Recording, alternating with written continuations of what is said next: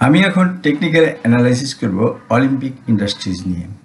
Olympic ইন্ডাস্ট্রিজের অনেক দূর থেকে পড়ছে, পুরোটা অ্যানালাইসিস করতে হলে পরে আমাকে মান্থলি চার্টে অ্যানালাইসিস করতে হবে এবং সেটা আপনাদের জন্য খুব সহজ বা খুব সুন্দর হবে না আপনাদের অ্যাকসেপ্টেন্সটা।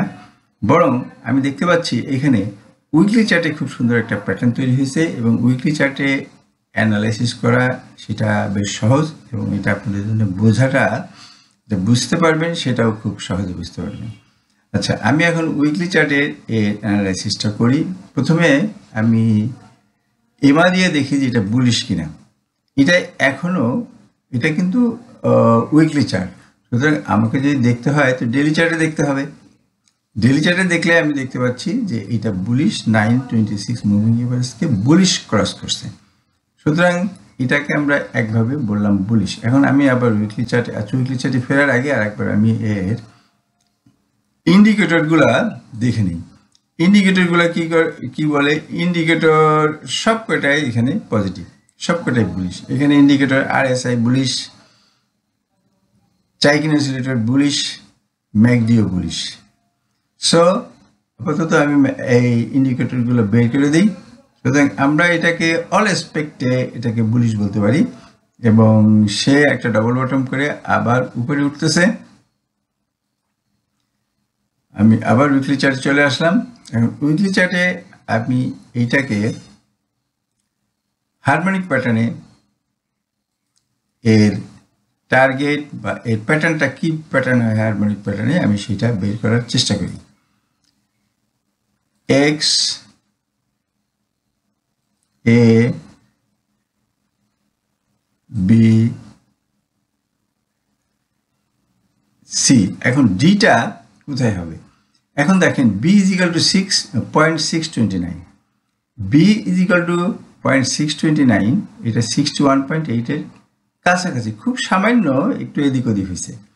অর্থাৎ এটা একটা crap pattern, best matching slightly একটু ডেভিয়েট করছে। 629 মানে সামান্য কিছু ডেভিয়েট করছে, কিন্তু আপনি তো কোনো সময়ই কোনো একটা ফাইবার লেভেলের 100% অ্যাকুরেট লেভেল পাবেন না, এবং এর থেকে সুন্দরভাবে লেভেলের সঙ্গে মিলে যায় সেরকম আপনি পাবেন না।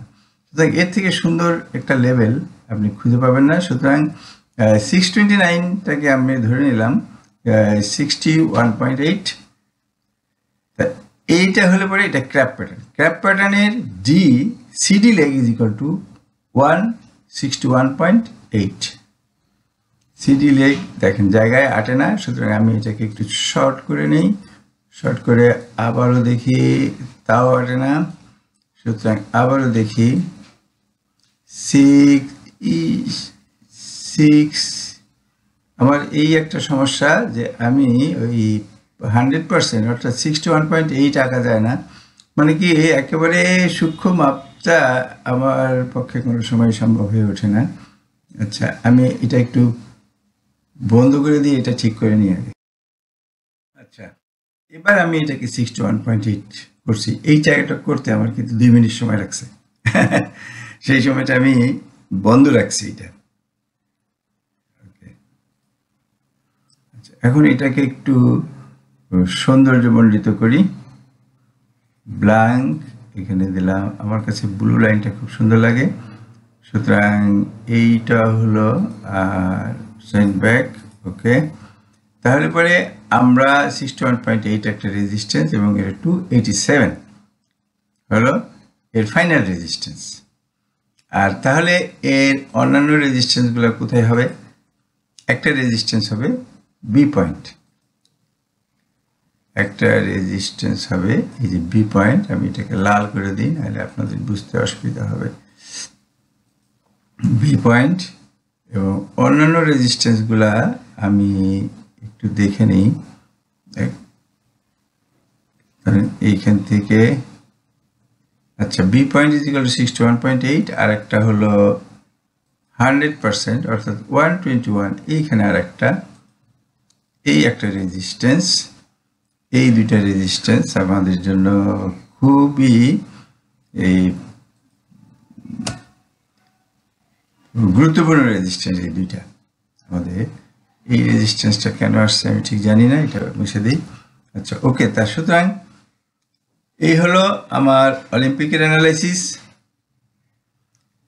তা এই রেজিস্ট্যান্সগুলোতে আসার সময় যেমন দেখেন এখান থেকে শেয়ারটা ওঠার সময় এখানে একটা ডবল বটম তৈরি করছে বা ডাবল বটম আমরা বলে থাকি। এখন এইখান থেকে যদি সে আবার উপরে উঠে আবার নিচে নামে ডাবল বটম তৈরি করে, কিন্তু সেটা করতে পারে, এটা অমূলক কিছু না। সুতরাং বটম লেভেলে এটা করবেই, এটা করার সম্ভাবনা থাকে।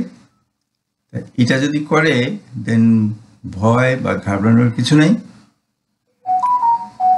যারা বুঝেন তারা এরকম জায়গায় আসলে হয়তো কিছুটা শেয়ার, এটা ট্রেড ম্যানেজমেন্ট বলতে যা বোঝায়, হয়তো 50% সেল দিয়ে দিলেন, 50% হাতে রাখলেন, আবার সে হয়তো বটম লেভেলে এখানে আসলো, আবার যখন সে উঠতে শুরু করলো দেন বাই এগেইন।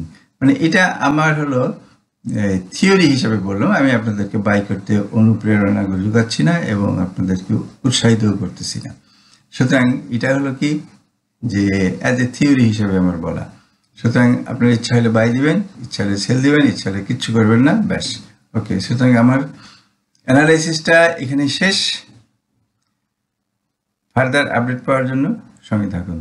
ধন্যবাদ।